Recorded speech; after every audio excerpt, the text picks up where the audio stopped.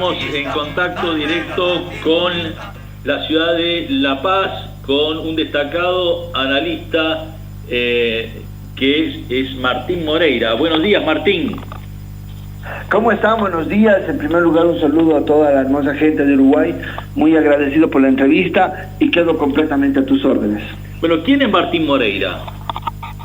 Bueno, mira, yo tengo estudios en economía, soy licenciado en economía, en comunicación social, tengo una maestría en pensamiento político latinoamericano, he trabajado mucho en el tema de empresa, industria, Estado, ahora últimamente me he dedicado a escribir, ya tengo unos 2 libros que he escrito, he participado en otros tantos y trabajo en el tema logístico. Mi especialidad es la logística, la cadena de suministros y todo lo que tiene que ver con el desarrollo industrial.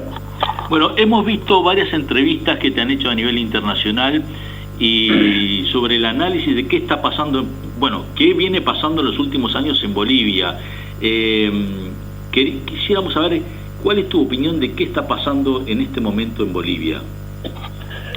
En primer lugar, tenemos que ver que Bolivia, en el anterior gobierno de Luis Arce, ha tenido un crecimiento exponencial después del COVID, llegando a batir su propio récord en exportaciones. Ha llegado a batir 13.654 millones de dólares, un logro muy grande para el país, porque nosotros no tenemos una capacidad exportadora, la estamos desarrollando, y llegar a esas cifras era un aliento muy grande en el 2022. Pero de ahí empezó a surgir una crisis política. El partido de turno, que era en ese momento el Movimiento al Socialismo, tuvo una fractura, lo que empezó a generar un malestar.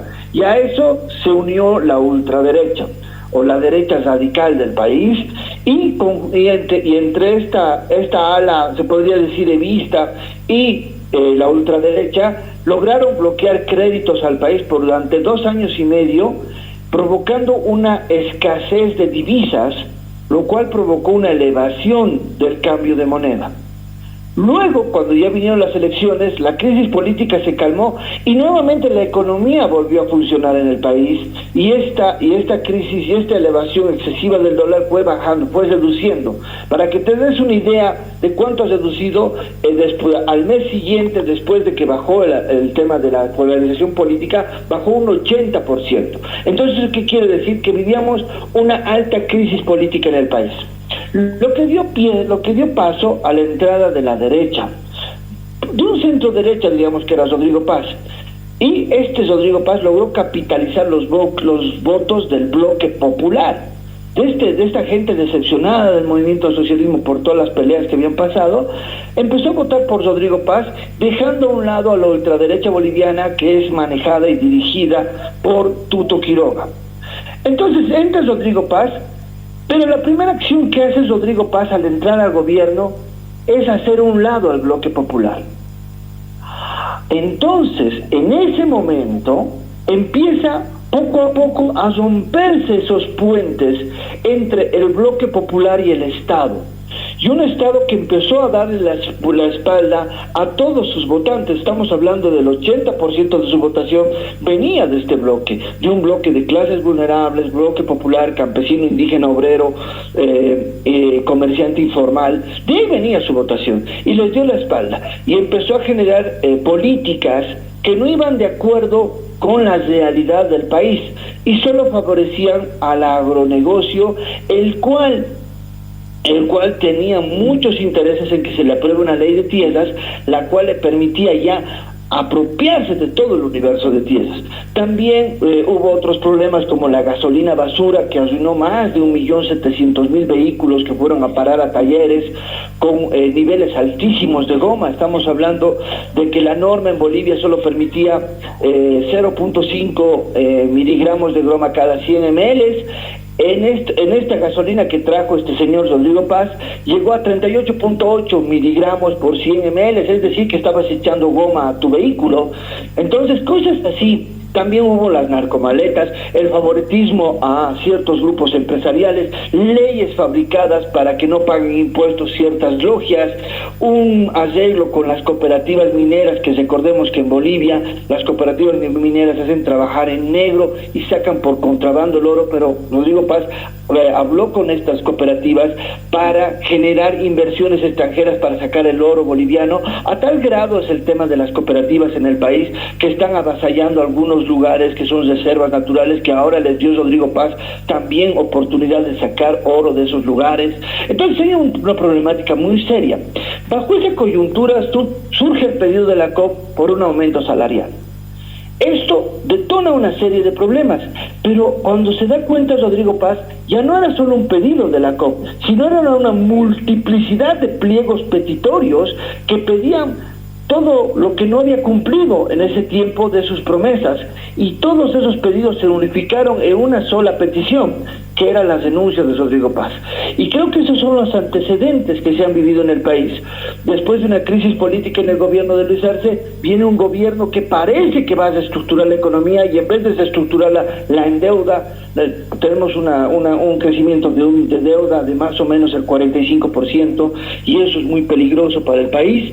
Entonces, y estamos pidiendo todavía otros créditos al Fondo Monetario Internacional. Entonces, realmente nos ponemos en una situación muy complicada, y el pueblo, al ver esta incertidumbre económica, al ver esta incertidumbre en la generación de productividad, empieza a generar esta protesta que ya dura 36 días.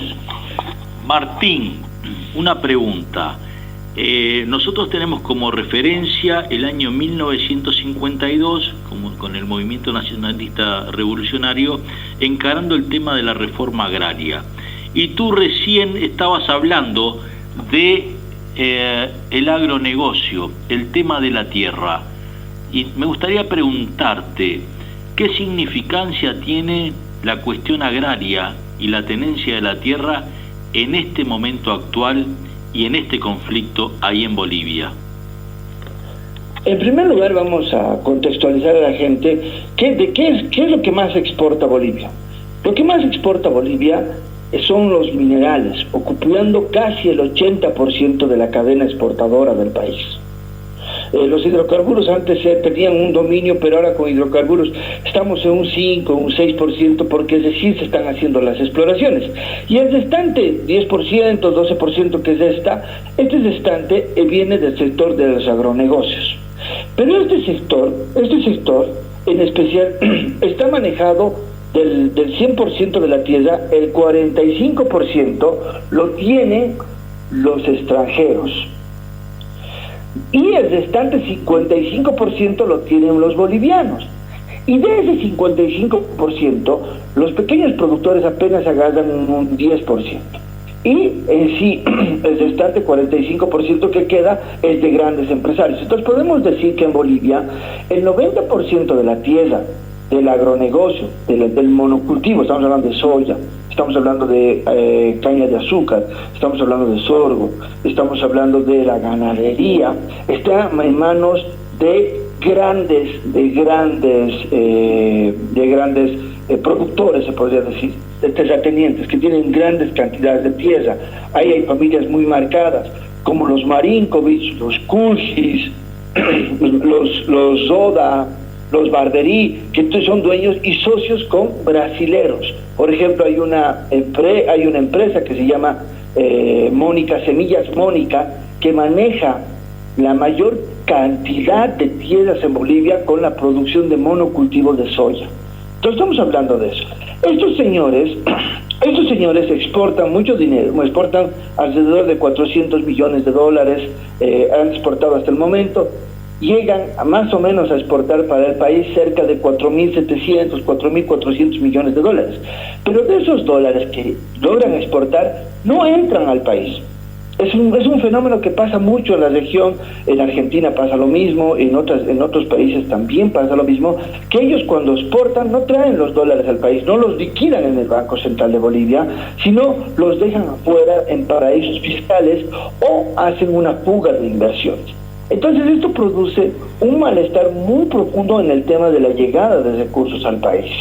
y estos señores tienden a querer apropiarse lo que falta de tierras fiscales en el país, dotar, y las tierras de los pequeños productores. Por eso Marinkovic ha impulsado la ley 1720, que era una ley que a través de créditos y préstamos y de compra de tierras iba a apropiarse de esas tierras. Esa ley ha sido anulada, ha sido retirada por el movimiento campesino obrero, que lo ha logrado hacer a un lado esta ley que iba a usufructuar más tierras a sectores terratenientes en el país. Entonces estamos hablando de esta coyuntura.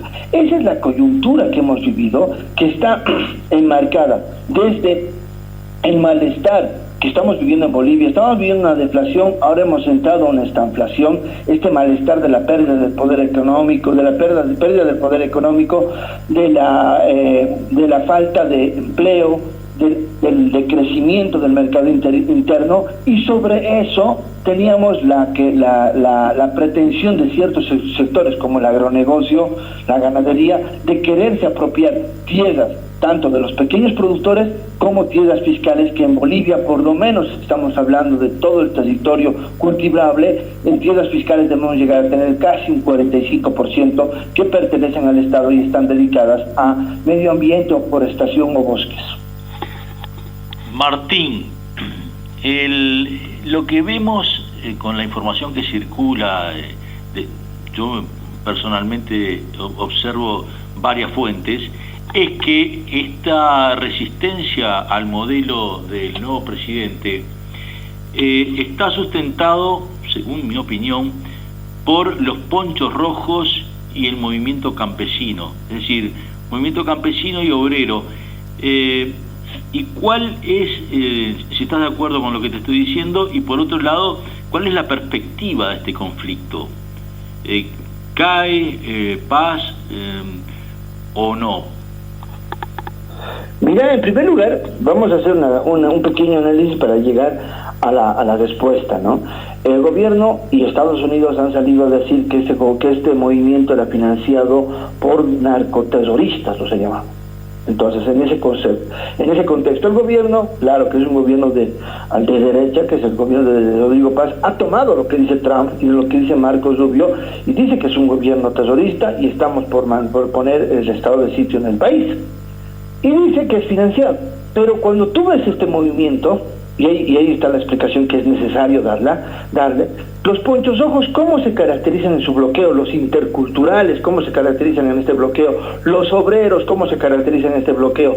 La gente que va a bloquear en el alto, ¿cómo se caracteriza? Lo hacen por rotación. ¿A qué me refiero? Aquí hay un grupo de esta comunidad que va y bloquea, mientras el otro grupo tiene sus actividades diarias y prepara comida para el grupo que está bloqueando. Lleva, los alimenta y hacen la rotación y viene el otro grupo.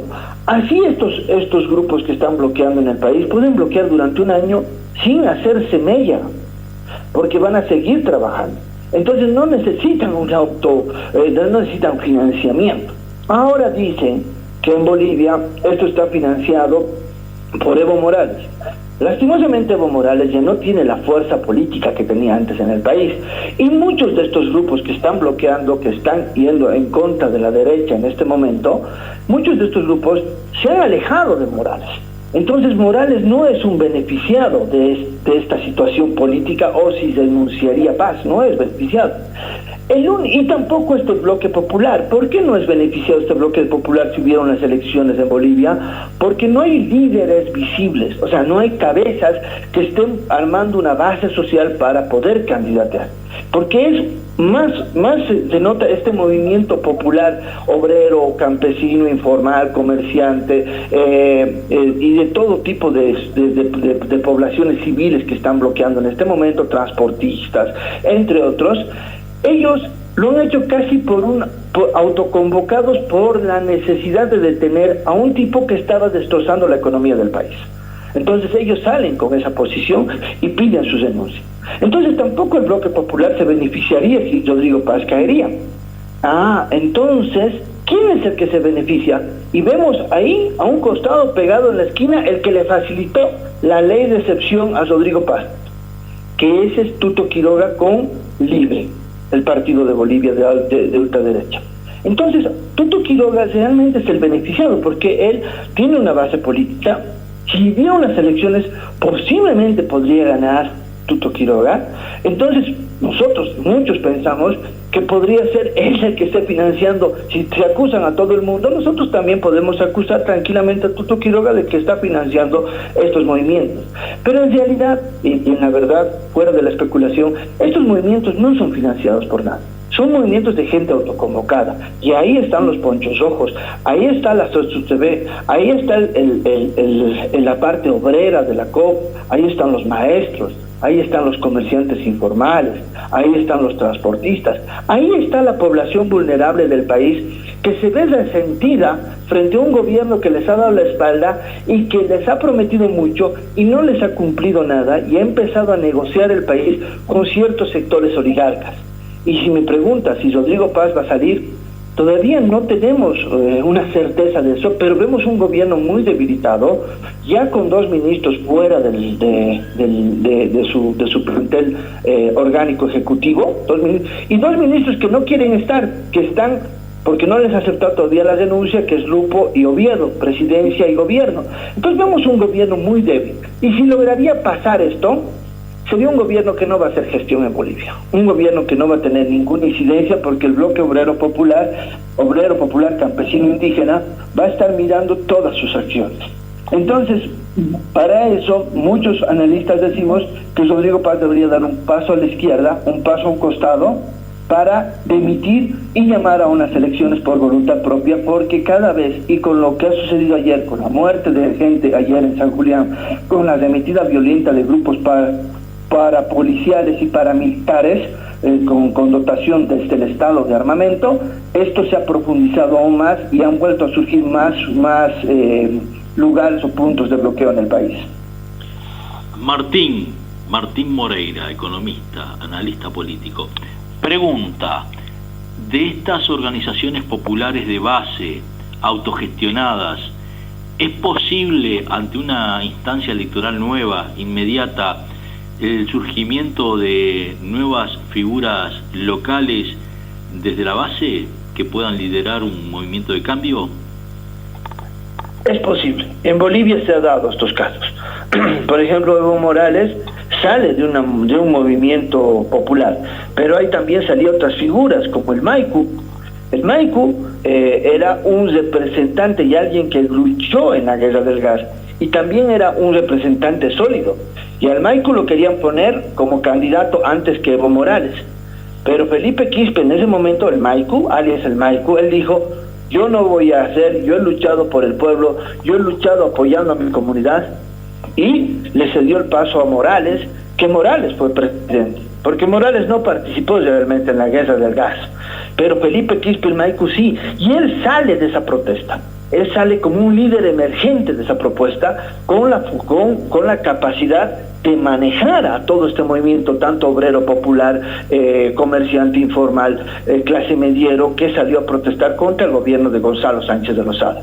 Entonces sí tenemos ese tipo de coyunturas. En Bolivia, creo que a diferencia de otros países, los bolivianos somos muy aguerridos cuando tenemos nuestras protestas. Y cuando hay formación de líderes, hay una formación casi guiada por las comunidades. Puede pasar, pero si no pasara este fenómeno en este momento tan coyuntural de la historia boliviana, lastimosamente sí se abriría una puerta gigante para que entre con todo la ultraderecha.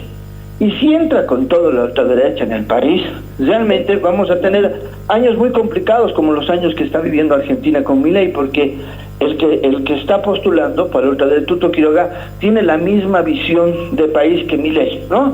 Un país que quiere hipotecar o hasta vender el agua potable, como ha pasado en Argentina a los israelitas, ¿no?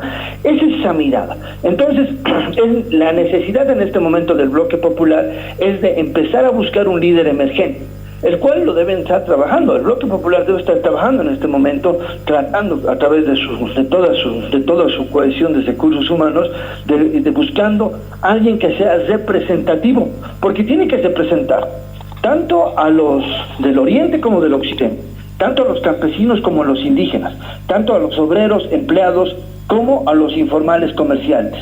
Entonces tiene que ser un líder que pueda ser capaz de cohesionar todas esas voluntades y jalar para la presidencia.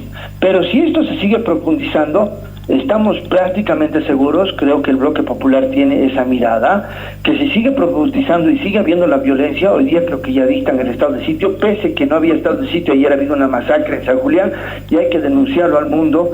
Hay muertos, 26 heridos, los han disparado desde las vagonetas, del Ministerio de Hidrocarburos, manejados a ojos del ministro de Hidrocarburos, el señor Blanco.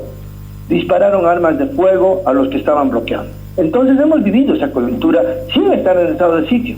Entonces en Bolivia sí se está polarizando y se está profundizando mucho, y esto puede llegar a que se anuncie paz y que el Bloque Popular ahí sí se fortalezca y se empiece a cohesionar y a buscar un líder. Esperemos que pueda ser una respuesta para un país que necesita una reestructuración económica profunda y un trabajo más íntegro en la participación de la explotación de recursos de materias primas no renovables para el crecimiento del mismo. Martín Moreira, te agradecemos muchísimo la intervención en Tierra Libre, y agradecemos también a quien fue embajador de Bolivia en Uruguay, Catarina, por el contacto. Un abrazo grande y hasta la próxima, y todo lo mejor para el pueblo humano boliviano. Un saludo grande al pueblo uruguayo. Esperemos que todas estas denuncias que se están haciendo sean replicadas, porque en Bolivia se está viviendo casi una especie de dictadura, con un gobierno, con un estado, con un presidente que es el antónimo de un estadista, ¿no? El antónimo de un estadista es un tirano, y lo que estamos viviendo una tiranía en el país. Un abrazo grande y que tengan un resto de jornada muy lindo. Igualmente para ustedes. Hasta la próxima. Chao.